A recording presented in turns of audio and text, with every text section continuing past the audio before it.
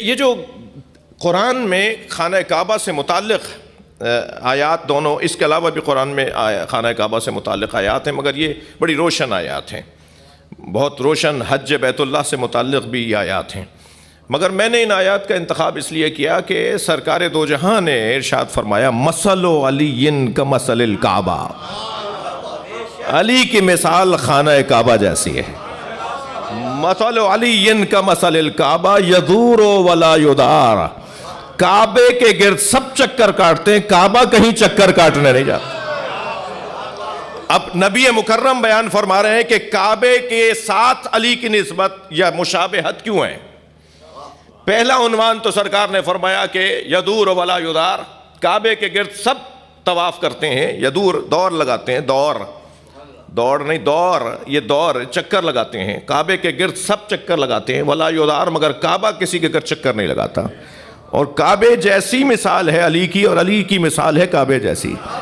تو علی کے دروازے پہ سب کو آنا ہوگا، علی کا کہیں جانا بنتا ہی نہیں ہے۔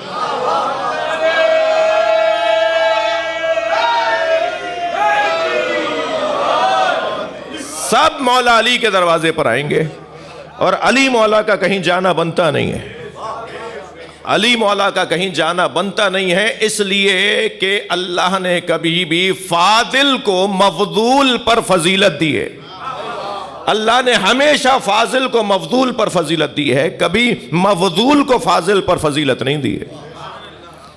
کبھی بھی ایسا نہیں ہوگا کہ کوئی مفضول ہو اور وہ فاضل پر فضیلت پا جائے۔ ہمیشہ قاعدہ قانون یہ ہے، بھائی یہ تو عقلی مسئلہ ہے نا، ہر جگہ ایک ہی آواز ہے نا کہ میرٹ پہ تقرریاں ہونی چاہیے، میرٹ پہ پارٹی ٹکٹس ملنے چاہیے، میرٹ پہ تبادلے ہونے چاہیے، میرٹ پہ داخلے ہونے چاہیے۔ ہم بھی تو 1400 سال سے مجلس اسی لیے کر رہے ہیں کہ نبی کے بعد میرٹ پہ ماننا چاہیے۔ ان مجلسوں کا مقصد یہ ہے نا کہ جو قابل ہے، اہل ہے، اسے مان لو۔ توجہ دلا دی جائے کہ بھائی قابلیت پہ کی طرف جاؤ۔ جو قابل ہے اسے فاضل کہتے ہیں، جو ناقابل ہے اسے مفضول کہتے ہیں۔ تو یہ کیسے ممکن ہے کہ مفضول کو فاضل پر فضیلت ہو جائے؟ تو یہ جو مولا، پہلی صفت تو نبی نے فرمائی کہ مثل علی کمثل الکعبہ، علی کی مثال خانہ کعبہ جیسی ہے۔ دوسری مثال میرے مولا نبی نے فرمائی ومن آمن فقد ومن آمن وہو مومن۔ اب حدیث سنیے گا، ومن آمن وہو مومن، جس نے علی پر ایمان کا اظہار کیا وہی مومن ہے۔ ومن جاہدہ وہو کافر، اور جس نے علی سے منہ موڑا وہ کافر ہے۔ اب یہ حدیث سنا رہا ہوں آپ کو، سنی شیعہ کتابوں میں موجود۔ جی نبی فرما رہے ہیں ومن جاہدہ وہو کافر، اور جس نے علی سے منہ موڑا وہ کافر ہے۔ ومن شک فیہ وہو مشرک، اور جس نے علی کی عظمت میں شک کیا وہی مشرک ہے۔ اب مومن کون ہے، کافر کون ہے، اور مشرک کون ہے؟ اس کی کسوٹی مولا علی کی ذات کو قرار دیا ہے۔ جو علی پر ایمان لے آئے وہ مومن، اور جو علی سے منہ موڑ لے وہ کافر، اور جو علی کے فضائل میں شک کرے وہ مشرک۔ تو کسوٹی ہم نے تو سنا تھا جو لا الہ الا اللہ نہ بولے وہ کافر ہے۔ ہم نے تو سنا تھا جو لا الہ الا اللہ سے منہ موڑ لے وہ کافر ہے۔ جو اللہ کے ساتھ کسی اور کو شریک بنائے وہ مشرک ہے۔ ہم نے تو یہی سنا تھا، لیکن اللہ کی توحید، اللہ کی نسبت کفر، اللہ کے نسبت اللہ کے نسبت کفر اور اللہ کے نسبت شرک کا اگر کوئی کسوٹی اور پیمانہ ہے تو وہ مولا علی کی ذات۔ اگر کوئی پیمانہ ہے کہ اللہ کی نسبت کفر کو کیسے سمجھو گے، اللہ کے نسبت شرک کو کیسے سمجھو گے، اللہ کے نسبت ایمان کو کیسے سمجھو گے، تو کسوٹی مولا علی کی ذات۔ یعنی میں اگر لفظوں کو یوں کہہ دوں کہ یہ یوں ہی نہیں کہا، میرے مولا نے ہماری رہنمائی فرمائی، میرے مولا امام رضا علیہ السلام نے جی کہ فرمایا کلمۃ لا الہ الا اللہ حسنی۔ میرے مولا رضا فرما رہے ہیں لا الہ الا اللہ، یہ لفظ لا الہ الا اللہ، یہ کلمہ لا الہ الا اللہ مولا فرما رہے ہیں قال اللہ تبارک و تعالی کلمۃ لا الہ الا اللہ حصنی، اللہ کا ارشاد ہے کہ لا الہ الا اللہ مجھ اللہ کا قلعہ ہے. ومن دخل حصنی، جو میرے قلعے میں داخل ہوا، امن من عذابی، وہ میرے عذاب سے بچ گیا. یہ قول میرے مولا رضا کا. یہ کہہ کر مولا نے محمل کا پردہ گھرا دیا. آپ نیشا پور سے گزر رہے تھے، جس وقت آپ کو آوازیں چاہنے والوں نے دی کہ مولا کچھ عطا کریں، مولا کچھ عطا کریں، تو حضرت نے محمل کا پردہ ہٹایا اور فرمایا کہ قال اللہ تبارک و تعالی، حدیث قدسی ہے، اللہ نے ارشاد فرمایا ہے کہ کلمۃ لا الہ الا اللہ حصنی، یہ لا الہ الا اللہ مجھ اللہ کا قلعہ ہے. ومن دخل حصنی، جو اس قلعے میں میرے قلعے میں داخل ہو گیا، امن من عذابی، وہ میرے عذاب سے محفوظ ہو گیا. یہ کہہ کر امام نے محمل کا پردہ گھرا دیا.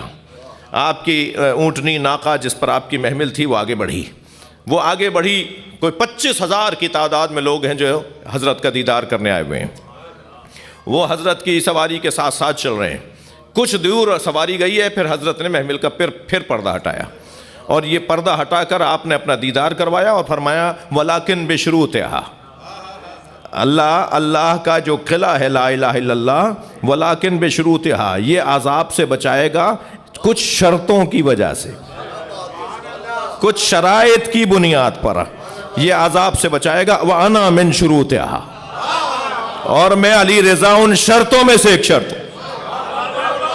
صلوات پڑھ لیں مولا رضا کی ذات پر. اللہم صل علی. جی یہ حدیث سن لی میرے عزیزوں نے. خود سرکار دو جہاں نے کیا فرمایا؟ حضرت نے فرمایا قال اللہ تبارک و تعالی، اللہ نے ارشاد فرمایا ہے کلمۃ لا الہ الا اللہ حصنی، لا الہ الا اللہ مجھ اللہ کا قلعہ ہے. ومن دخل حصنی امن من عذابی، اور جو اس قلعے میں داخل ہو گیا وہ میرے عذاب سے محفوظ ہو گیا. یہ کہہ کر نبی مکرم نے ایک سانس لی. سانس لینے کے بعد فرمایا ولایت علی ابن ابی طالب حصنی، اللہ کہہ رہا ہے علی کی ولایت میرا قلعہ ہے. ومن دخل حصنی، جو میرے اس قلعے میں داخل ہو گیا وہ میرے عذاب سے بچ گیا. یا اللہ تیرا کلمہ تیرا قلعہ ہے یا علی کی ولایت تیرا قلعہ ہے؟ بھائی توجہ چاہوں گا. میں نے اپنے استاد آیت اللہ محسن قراتی سے اس کا سوال کیا. میں نے کہا استاد یہ دونوں حدیثوں کو میں کیسے سمجھوں؟ بہت ساری چیزیں ہوتی ہیں جو ہم سمجھ لیتے ہیں، لیکن میں طالب علموں سے بات کر رہا ہوں کہ سمجھنے کے بعد بھی اگر استاد سے پوچھ لیا جائے تو پھر اور زیادہ معرفت میں اضافہ ہو جاتا ہے. تو میں نے کہا استاد، کہنے لگے تم نے کچھ نہیں سمجھا. میں نے کہا میں نے کچھ سمجھا ہے، مگر میں آپ سے چاہتا ہوں ایک صلوات اور پڑھ لیں نبی کی ذات پہ.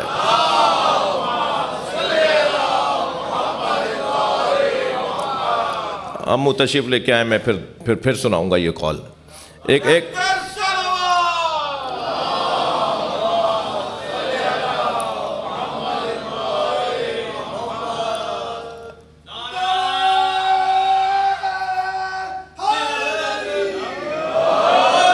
جی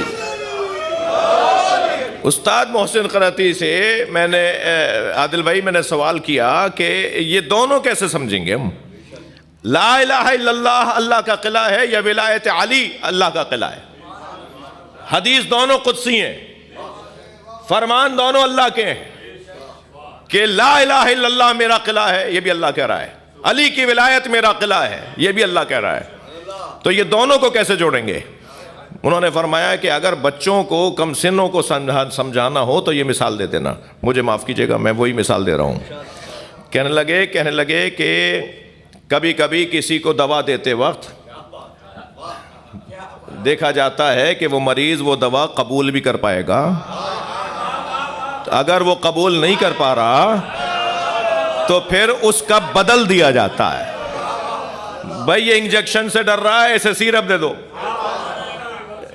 انجیکشن چھوڑ کر سیرپ اس لیے دیا جا رہا ہے تاکہ یہ بتایا جائے کہ جو تاثیر اس انجیکشن میں تھی وہی تاثیر اس سیرپ میں ہے. تو جو اثر لا الہ الا اللہ میں ہے وہی تو علی ولی اللہ میں ہے. سبحان اللہ.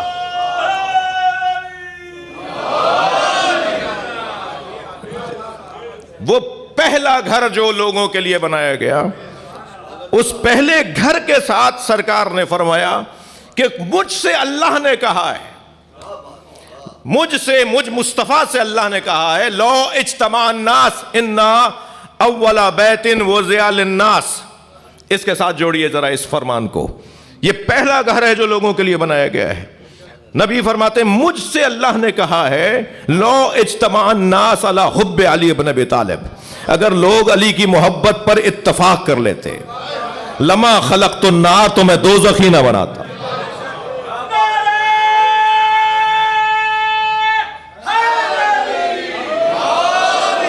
میں جہنم ہی نہ بناتا اگر علی پہ سب متفق ہو جاتے. تو مجھے یہ کہنے دیجئے ممبر کی زبان میں کہ اللہ نے تو جنت بنائی ہے، دوزخ دشمن علی نے بنوائی ہے. اللہ نے تو جنت، اللہ تو ویسے ہی خالق خیر ہے نا، خالق خیر ہے نا. جہاں خیر کے عدم کو شر کہتے ہیں نا، جنت کے عدم کو دوزخ کہتے ہیں نا. اللہ تو جنت بنانے والا ہے. جو جنت نہیں چاہتے پھر وہ عدم کو جہنم کہتے ہیں. صلوات پڑھ لیں ذرا نبی اور اللہ نبی پہ.